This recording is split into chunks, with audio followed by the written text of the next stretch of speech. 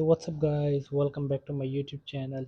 So guys, in this video I'm going to show you how to fix Apple ID grayed out on iPhone settings. So guys, let's get started this video without wasting any time. So guys, before starting the video, please like this video and subscribe this channel for more videos. So guys, first of all, I can show you the issue on my iPhone. So when you open the settings, so here you can see guys, here is the my Apple ID and iCloud. So it's not working and it's grayed out. I can't touch and open it. So I'll refresh the settings and I will show you again. So here you can see guys, we can't do anything with this Apple ID and we can't sign out or remove from the settings. So guys, how can we sign out this Apple ID from your iPhone?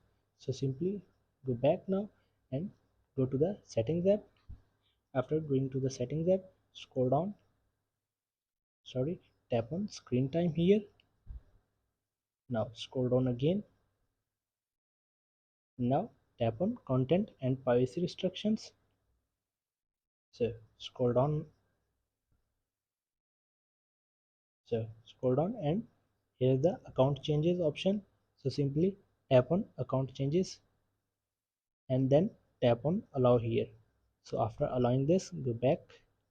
So simply refresh the settings app on your iPhone. So open the settings after 5 seconds. So when you open the settings, now you can sign out or open your Apple ID from this. So simply you can sign out easily.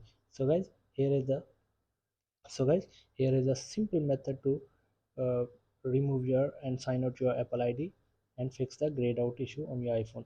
So guys, thanks for watching this video. Please like, share and subscribe. Thank you guys. See you in the next video. Thank you.